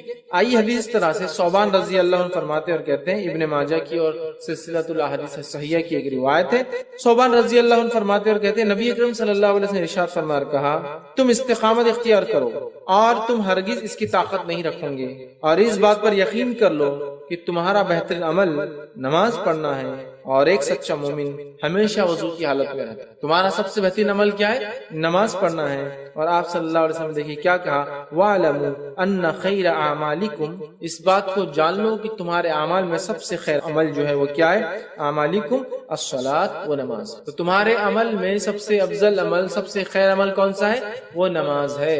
اسی لیے میں نے کہا نوافل میں سب سے افضل نفل نماز ہے، چونکہ ہم خود جانتے ہیں تہجد سب سے افضل نفل ہے، وہ بھی ایک نماز ہے۔ تو ہمیں اس میں بہت بڑھ چڑھ کر حصہ لینا ہوگا اندر، اس لیے کہ آپ صلی اللہ علیہ وسلم کیا فرما رہے ہیں کہ اور تم اس بات کو یقین کر لو کہ تمہارا بہترین عمل نماز کا پڑھنا ہے، اور پھر فرمایا ایک سچا مومن ہمیشہ وضو کی حالت میں۔ دو باتیں پتہ چلی، ایک تو نفل نماز کی اہمیت کہ نفل نماز کا فائدہ یہ پتہ چل رہا ہے کہ نفل نماز سب سے خیر ہے جو عمل ہم کرتے ہیں، نفل نماز سب سے خیر عمل ہے جو ہم کرتے ہیں۔ اور دوسرا پتہ چلا ایک سچا مومن ہمیشہ وضو کی حالت میں رہتا ہے۔ ہمیں چاہیے کوشش کریں ہم وضو سے رہیں، اور یاد رکھیے وضو ایک مستقل عبادت ہے، وضو ایک مستقل عبادت ہے۔ اس کا کیا معنی ہے؟ اس کا معنی یہ ہوا کہ وضو ہر حال میں کیا جا سکتا ہے۔ یہ الگ بات ہے کہ کچھ وضو سے نماز نہیں پڑھی جائیں گی کیونکہ آپ اس حالت میں ہوتے کہ نماز پڑھی جائے، کیونکہ آپ کو غسل نہیں ہے، لیکن اس حالت میں وضو کیا جائے گا کیونکہ وضو ایک مستقل عبادت ہے۔ اس کی دلیل نبی اکرم صلی اللہ علیہ وسلم کے تعلق سے آتا ہے کہ نبی اکرم صلی اللہ علیہ وسلم جب جنوبی حالت میں ہوتے آپ پر غسل واجب ہوتا، اور اس کے بعد آپ نہاتے نہیں، لیکن صبح اٹھ کے نہانے والے ہوتے تو آپ وضو کر کے سوتے۔ اگر وضو خالی نماز کے لیے خاص ہوتا، الگ سے عبادت نہیں ہوتی، تو آپ صلی اللہ علیہ وسلم وضو کرنے کی کیا ضرورت ہے سونے سے؟ اسی طرح آپ صلی اللہ علیہ وسلم دیکھا گیا کہ آپ جنوبی حالت میں ہوتے اور کچھ کھانا پینا چاہتے تو آپ وضو کرتے اور پھر کچھ کھاتے اور پیتے۔ اسی طرح آپ جنوبی حالت میں ہوتے اور صبح فجر میں اٹھ کے غسل لینا چاہتے تو آپ وضو کر کر سوتے۔ تو جب ایک انسان کو غسل ہی نہیں ہے پھر بھی وضو کیا جا رہا ہے، اس کا مطلب وضو ایک مستقل عبادت ہے، ٹھیک ہے؟ تو کہا سچا مومن ہمیشہ وضو سے رہتا ہے۔ تو یہ ایک مومن کے سچا ہونے کی علامت ہے کہ بغیر وضو کے وہ نہیں رہتا ہے۔ اور باوضو رہنے کے کیا فائدے میں سمجھتا ہوں آپ سب جانتے ہیں، انشاءاللہ پھر کئی موقع ملا تو وضو کے کیا فائدے ہم دیکھیں گے، لیکن یہ بڑی اہم چیز ہے، یاد رکھیے وضو۔ سچا مومن وضو سے رہتا ہے اور تمہارے اعمال میں خیر عمل نماز ہے۔ ظاہر سی بات ہے، یہ نفل کی بات ہے، فرض تو فرض ہی ہے، اس کو بولنے کی ضرورت ہے۔ اور خیر جب یہاں کہا جا رہا تھا فرض کے بعد ہے، نہیں تو آپ سمجھیں گے فرض سے بھی آگے جاری ہے نفل، نہیں۔ بہت سے لوگ ایسا غلط بھی کرتے ہیں، بہت ساری باتوں کو جو حدیث میں نفل کے تعلق سے آتا ہے سمجھتے ہیں نفل اتنا آگے کہ فرض ان کو پھیکا نظر آتا ہے، ایسا نہیں۔ یہ تمام چیزیں جو نوافل کی بات تذکرہ ہو رہا ہے یہ سب فرض کے بعد ہے، جیسا صدقات کے بڑے ثواب ہے لیکن یہ زکات کے بعد ہے، زکات فرض، ٹھیک ہے؟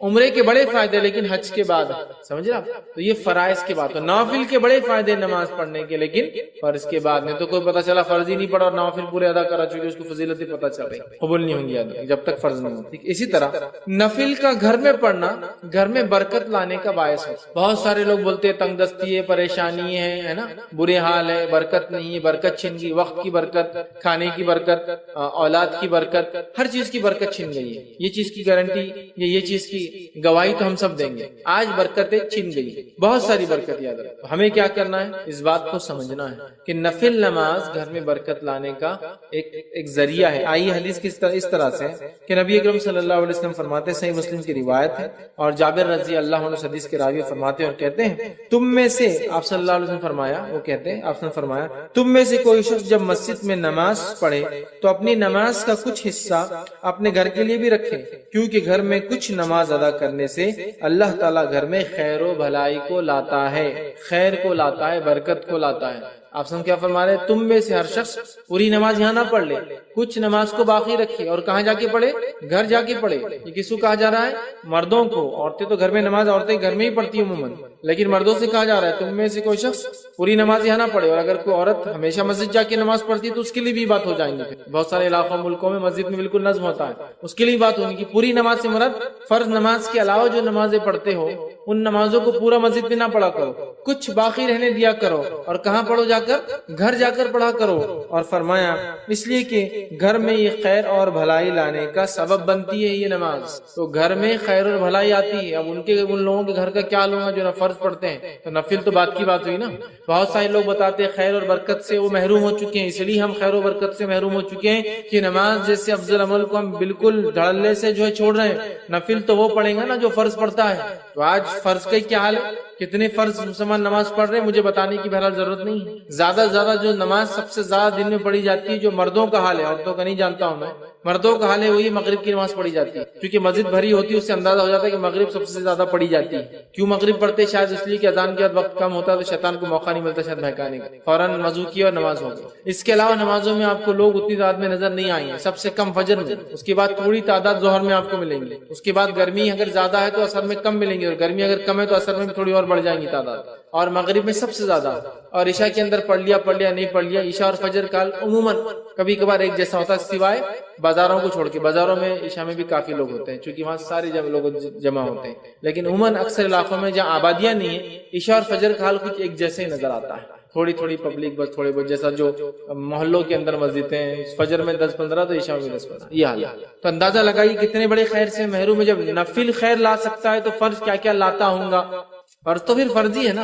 جب اگر نماز جو نفل ہے وہ اتنا کچھ لا سکتی ہے تو جو فرض ہے وہ کیا کچھ نہیں لا سکتی، اس بات کو یاد رکھو۔ میرا ایک پورا اس پر عنوان تھا نماز کی اہمیت، اور اس میں میں نے نماز کو پڑھنے کے فائدے اور چھوڑنے کے سارے نقصانات گنوائے۔ بہرحال نماز بہت بہت بہت بہت افضل چیز ہے، یاد رکھیے اسے نہیں چھوڑنا چاہیے۔ اور یہاں اللہ کے رسول صلی اللہ علیہ وسلم فرما رہے کچھ حصہ گھر میں پڑھ لیا کرو، اس لیے کہ صحابہ اکثر پوری نمازیں پھر مسجد نبوی میں پڑھ لے رہے تھے۔ جب اللہ کے رسول نے یہ بات بیان کی تو صحابہ نے پھر اپنے گھروں میں بھی نماز کو پڑھنا شروع کیا اور نفل نفل مراد سے یاد رکھیے، فرض نہیں یاد رکھیے۔ اسی طرح ایک اور روایت میں آتا ہے، یہ روایت جو ہے صحیح مسلم کی ہے، اور اس میں جو ہے زید بن ثابت رضی اللہ عنہ فرماتے اور کہتے ہیں کہ نبی اکرم صلی اللہ علیہ وسلم نے ارشاد فرمایا اور کہا، اے لوگو تم اپنے گھروں میں بھی نماز پڑھا کرو، مطلب نفل نماز، کیونکہ آدمی کی سب سے افضل نماز وہ ہے جسے وہ اپنے گھر میں ادا کرتا ہے سوائے فرض نماز کے۔ آدمی کی سب سے افضل نماز وہ ہے، آدمی کی سب سے افضل نماز وہ ہے جو وہ گھر میں پڑھتا ہے سوائے فرض کے۔ فرض نہیں، فرض تو مسجد میں پڑھنا ہم پر فرض ہے، سوائے بیمار ہو، مسافر ہو، مسجد نہ ملے، وہ مستثنا ایکسپشنل کیسز، لیکن فرض نماز تو مسجد میں باجماعت ہی پڑھنا ہے۔ لیکن فرض کے علاوہ جو سب سے بہترین نماز ہے جو انسان پڑھتا ہے، سب سے افضل ہے، وہ ہے جو ایک انسان اپنے گھر میں پڑھتا ہے، مطلب ایک مرد فرض نماز پڑھے مسجد میں، اس کے بعد گھر آئے اور نفل ادا کرے، یہ سب سے افضل ہے۔ جیسے عورت کی سب سے افضل نماز وہ ہے جو گھر کے اندر، اور گھر کے اندر بھی سب سے اندر کے کمرے میں ہے، سمجھ رہے ہیں؟ فرض کے لیے کہا گیا۔ ویسے عورتیں مسجد میں فرض پڑھ سکتی ہے، اس میں کوئی ممانعت، کوئی روک نہیں ہے، لیکن سب سے افضل وہ ہے جو گھر کے اندر اور اس کے اندر کے کمرے میں فرض پڑھی جائے۔ تو مرد کے لیے فرض نماز مسجد میں پڑھنا ہے، لیکن اس کی افضل نماز وہ ہے جو گھر میں نفل پڑھتا ہے۔ تو لہٰذا مردوں کو چاہیے، اگر گھر سے قریب نماز پڑھتے ہو، چلیے بھائی ظہر اور عصر اور مغرب میں تو ہم باہر ہوتے ہیں، تجارت کاروبار میں ہوتے ہیں، عشاء میں اگر آتے ہو تو کم از کم عشاء کی تو پڑھی آ کے، جو فرض ہوگی عشاء کی مسجد میں، یا عشاء کو جانے سے پہلے، عشاء سے پہلے کی 4 گھر میں پڑھ کے جائیے، عشاء مسجد میں پڑھی، آپ واپس آ کے گھر میں پڑھی، باقی سب سے افضل ہے۔ لیکن کوئی ضروری نہیں ہے، اگر لگتا ہے گھر جانے سے چھوٹنے کا چانس ہے، لوگ آئے ہوئے، ایک الگ شکل ہے، لیکن کوشش کرنا چاہیے، اس لیے کہ انسان کی سب سے افضل نماز وہ ہے جو وہ گھر پڑھتا ہے، مطلب ایک مرد کی سب سے افضل نماز گھر میں پڑھتا ہے سوائے فرض نماز کے۔ فرض اس میں انکلوڈیڈ نہیں ہے، فرض تو مسجد میں ہی پڑھنا، ٹھیک ہے؟ تو لہٰذا ہم کوشش کریں نماز کا کچھ حصہ نفل ضرور ہم گھر، چاہے نماز کو جانے سے پہلے والے ہوں یا نماز کو جانے کے بعد ہو، یا اس کے علاوہ کوئی نفل نماز۔ اور اس کا فائدہ یہ کہ بچے بھی دیکھ کر نماز سیکھتے ہیں اپنے مردوں سے، ماؤں کو تو دیکھتے ہیں، والد کو بھی دیکھیں گے، اس بہانے مردوں کو بھی دیکھیں گے۔ اسی طرح صحیح مسلم کی ایک اور روایت ہے، نبی اکرم صلی اللہ علیہ وسلم نے فرمایا اور کہا، اس کے الفاظ ہیں، تم اپنے گھروں میں بھی نماز ضرور پڑھا کرو، مردوں سے آپ کہہ رہے ہیں، کیونکہ آدمی کی بہترین نماز وہ ہے جو اپنے گھر میں پڑھے سوا فرض نماز۔ تم میں سے کچھ لوگ یا تم لوگ اپنی نمازوں میں کچھ نمازیں ضرور اپنے گھروں میں پڑھا کرو۔ یہ نماز کون سی ہے؟ فرض نماز نہیں، یاد رکھیں، نفل ہے، پڑھا کرو، اس لیے کہ آدمی کی سب سے خیر، سب سے بہترین، سب سے افضل نماز وہ ہے جو وہ گھر میں پڑھتا ہے سوائے فرض کے۔ فرض نہیں، فرض تو مسجد میں آنا ہے، باجماعت پڑھنا ہے، اس کے علاوہ جو نفل پڑھتے ہو نا گھر میں پڑھو، یہ سب سے افضل نفل، ٹھیک ہے؟ تو ہم لوگ کوشش کریں، اور رسول اکرم صلی اللہ علیہ وسلم کو دیکھا بھی یہیں گئے، آپ فجر سے پہلے فجر کی 2 رکعت گھر میں پڑھتے، ماں عائشہ فرماتی ہے رضی اللہ عنہا، پھر آپ مسجد جاتے۔ اسی طرح آپ کے تعلق سے آتا، آپ جمعہ کے بعد گھر آتے اور 2 کر کے 4 رکعت جو جمعہ کی نماز کی بعد کی نمازیں وہ ادا کرتے۔ تو آپ کو دیکھا گیا، خود نبی اکرم صلی اللہ علیہ وسلم گھر آ کر نفل نماز پڑھتے تھے، آپ کو دیکھا گیا، آپ کا خود کا ذاتی عمل تھا۔ آئیے آگے بڑھتے ہیں، نفل نماز کا اور فائدے دیکھتے ہیں۔ نفل عبادت کرنے سے بندے کی طرف اللہ کی محبت کھینچی چلی آتی۔ جب بندہ نفل نماز پڑھتا ہے تو اللہ کی محبت اس کی طرف کھینچی چلی، اور اس حدیث میں وضاحت بھی ہے، فرض کا مقام بھی بتایا جا رہا ہے، لیکن نفل کے فضائل بھی بتایا جا رہا ہے نا۔ ورنہ اگر صرف نفل کے فضائل دیکھے تو کبھی ہوتا ہے نا، ارے فرض نہیں بھی کرے چلتا شاید، یہ جیسا کہ محرم کے 2 روزے رکھ لے تو 1 سال کے گناہ کا کفارہ ہے، ارے پھر تو 1 سال بولے تو اگلے سال کے لیے تو ابھی یہ سال کی معاف کرا لیتے، اگلے سال پھر رکھ لیں گے تو یہ سال کی معاف۔ تو کیا نماز نہ پڑھنے سے، فرض روزے نہ رکھنے سے، فرض نماز نہ پڑھنے کے بعد بھی کیا محرم کی 2 روزوں کا اجر و ثواب ملیں گا؟ ہرگز نہیں، ہرگز نہیں، ہے نا۔ ذی الحجہ کے اندر جو ہے عرفے کا روزہ 2 سال کے گناہ کا کفارہ ہے، تو کیا وہ شخص جو فرض نمازیں نہیں پڑھتا ہے، فرض روزے نہیں رکھتا ہے، فرض زکات نہیں دیتا ہے، تو کیا اس کو یہ کفارہ ہوگا 2 سال کے گناہوں کا؟ ہرگز نہیں۔ یہ بات میں کیوں کہہ رہا، بہت سارے لوگ نوافل کے فضائل دیکھ کر اتنے خوش ہو جاتے ہیں کہ فرق چھوڑ دیتے ہیں۔ تو یہ حدیث میں دونوں باتیں ایک ساتھ آ رہی ہیں، آپ غور سے سنیے نفل کی اہمیت، غور سے سنیے۔ نبی اکرم صلی اللہ علیہ وسلم فرماتے ہیں، اور بخاری کی روایت، اللہ تعالیٰ فرماتا ہے، حدیث قدسی، اللہ تعالیٰ فرماتا ہے، جو شخص میرے دوست سے دشمنی کرتا ہے میں اس کے خلاف اعلان جنگ کر دیتا ہوں۔ کیا فرمایا اللہ تعالیٰ؟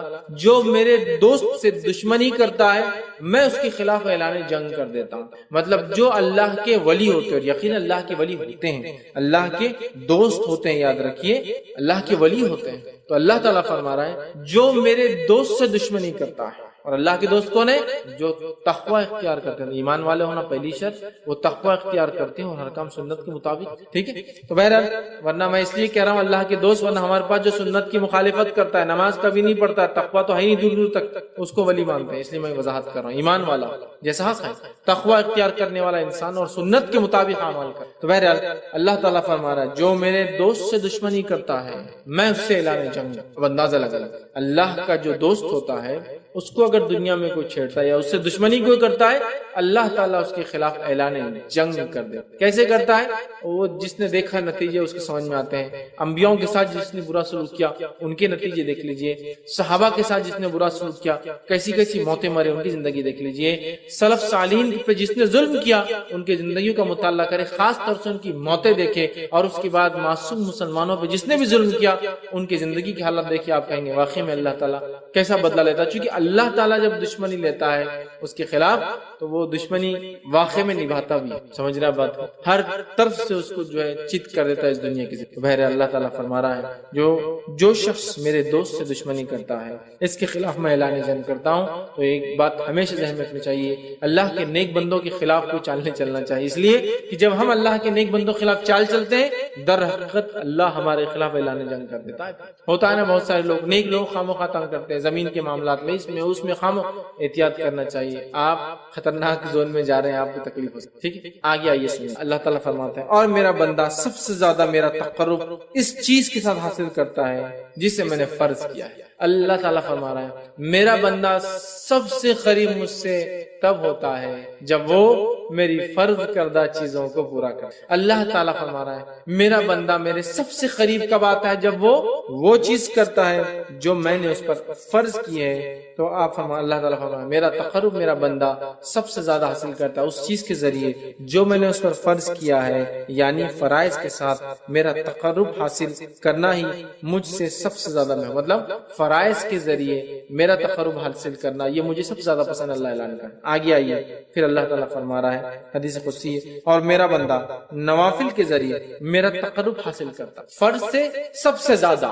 فرض سے سب سے زیادہ, لیکن نوافل سے بھی کرتا ہے. فرض کے بعد مطلب فرض جو ادا کرتا ہے اس کی نفل قبول ہوتی ہے, بات یاد رکھ. پھر اللہ فرماتا ہے پھر جب اور میرا بندہ نوافل کے ذریعے میرا قرب تقرب حاصل کرتا رہتا ہے یہاں تک کہ میں اس سے محبت کر لیتا ہوں. میرا بندہ پہلے تو فرض کرتا ہے میرا تقرب حاصل کر لیتا ہے چونکہ فرض سے ہی میں سب سے زیادہ قریب ہوتا ہوں بندوں کی, یہ مجھے سب سے زیادہ محبوب ہے. پھر میرا بندہ نفل پڑھتا ہے اور نفل پڑھ کر میرا تقرب حاصل کرتا ہے, اتنا تقرب حاصل کرتا ہے, اتنا تقرب حاصل کرتا ہے کہ میں بھی اس سے محبت کرنا شروع کر دیتا نوافل کے. اب آگے سن, تو میں بھی اس سے محبت کر لیتا ہوں. پھر جب میں اس سے محبت کر لیتا ہوں, فرض سب زیادہ اللہ کو پسند نہ ملے, سب زیادہ قریب بندہ فرض سے آتا ہے, لیکن فرض سے جو قریب آنے کے بعد بھی جو نفل پڑھے وہ ٹاپ موسٹ چل جاتا ہے. بولنے کا مطلب یہ ایک انسان سے فرض بھی کرے تو اللہ سے قریب ہوتا ہے, لیکن فرض کے بعد جو نفل پڑھے وہ ٹاپ موسٹ لیول تک پہنچ جاتا ہے اللہ کے قریب, اتنا کہ اللہ تعالیٰ اس سے محبت کرنے لگتا ہے. اور اللہ فرماتا ہے اور جب میں اس سے محبت کرنے لگتا ہوں